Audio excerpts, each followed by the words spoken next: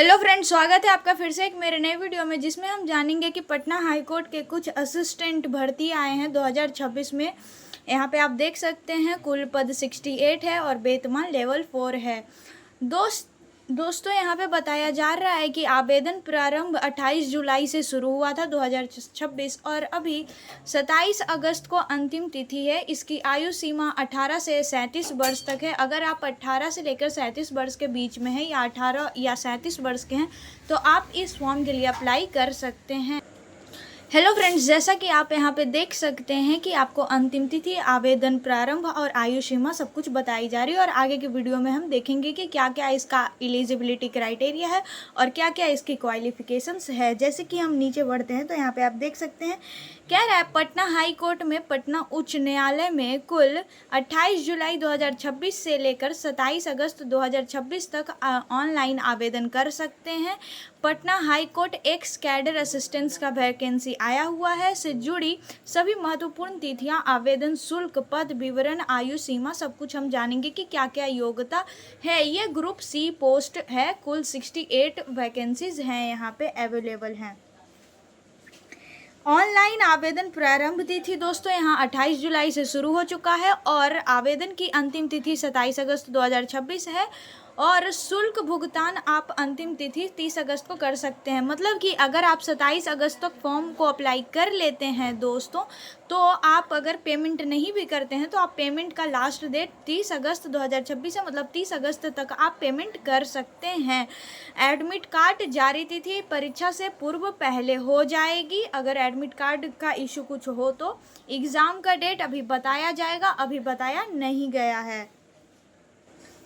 यहाँ पे अलग अलग कैटेगरी की अलग अलग आवेदन शुल्क है, जैसे यूआर, बीसी, ईबीसी और ईडब्ल्यूएस के लिए दोस्त 1500 एप्लीकेशन फी है, मतलब कि 1500 आपको चार्ज लगेगा फॉर्म भरने में। और अगर आप SC ST से बिलोंग करते हैं तो 750 रुपया लगेगा और अगर आप OH कैंडिडेट हैं तो 750 रुपया लगेगा।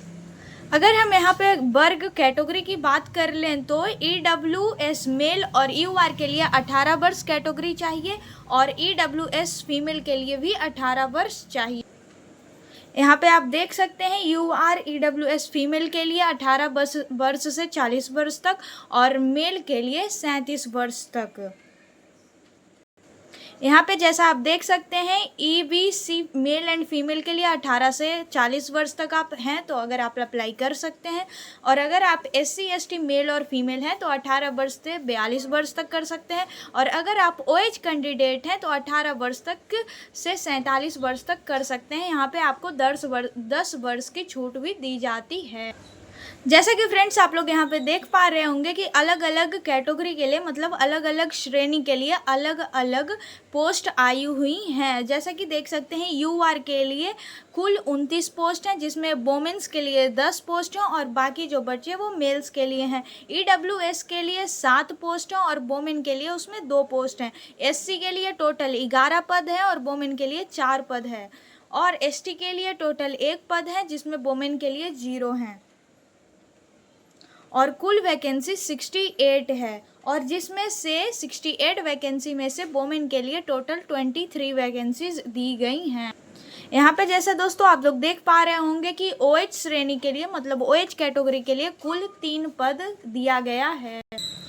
यहाँ पे आपका एलिजिबिलिटी क्राइटेरिया बताया गया है दोस्तों कि आपके पास ग्रेजुएशन का डिग्री होना चाहिए और दूसरा आपके पास कंप्यूटर का सर्टिफिकेट होना चाहिए जिसमें 6 महीना का एलिजिबिलिटी होना चाहिए।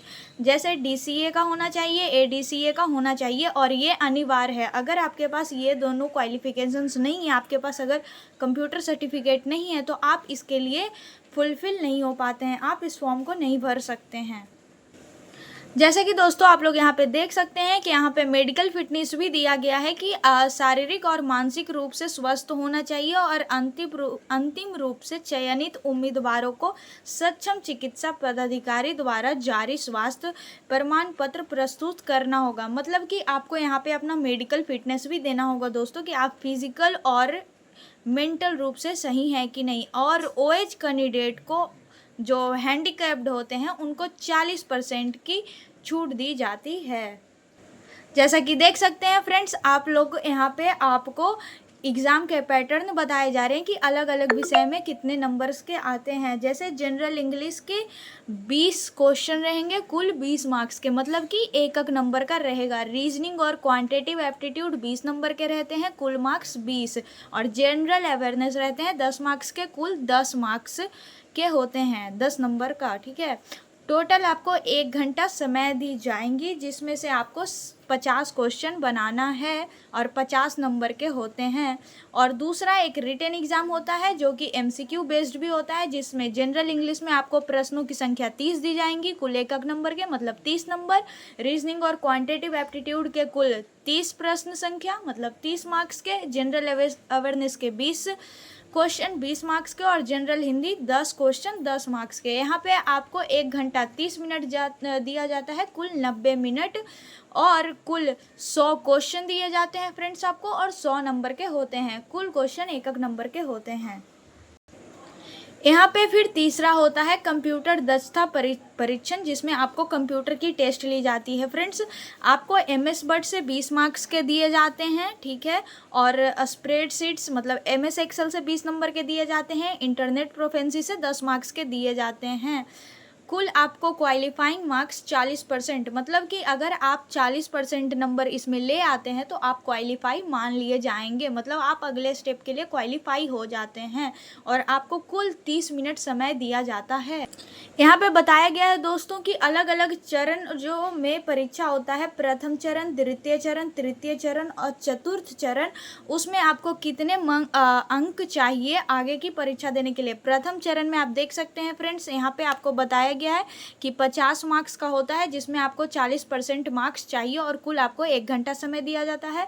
द्वितीय चरण के लिए आपको कुल 100 मार्क्स के होते हैं, जिसमें आपको 40% मार्क्स लाना होता है, 90 मिनट दिया जाता है। जिसमें आपको तृतीय चरण में 50 मार्क्स का होता है, जिसमें आपको 40% मार्क्स लाना है और उसमें आपको 30 मिनट दिया जाता है। और आप यहाँ पे देख सकते हैं चतुर्थ चरण में आपको 10 नंबर लाने हैं, मतलब कि 30% मार्क्स लाने हैं।